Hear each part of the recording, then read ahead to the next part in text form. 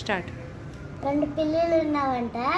2 పిల్లులు ఉంటే దానికి ఒక రోజు ఊరు వెళ్ళి చేపలు పట్టుకొని తినేదంట. తిన్నక్కడ తర్వాత ఒక రోజు అవి దారిలో ఒక కర్ర పిల్లి మళ్ళీ తెల్ల పిల్లి దారిలో వెళ్తున్నప్పుడు అప్పుడు కర్ర పిల్ల అంటే నల్ల పిల్ల.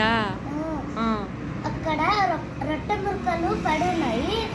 పడి ఉంటే అక్కడ మళ్ళీ ఇంకో పక్కన ఒక కోతి ఆకలి అయిందని కూర్చుంది. ఇంట్లో ఏమీ లేవు. కోతికి బనానా అంటే ఇష్టం కానీ బనానా లేవు. అన్నానికి కోతి అంగట్లెక్క తీయదది కొంచెం రొట్టె ముక్కల్ని చూసింది.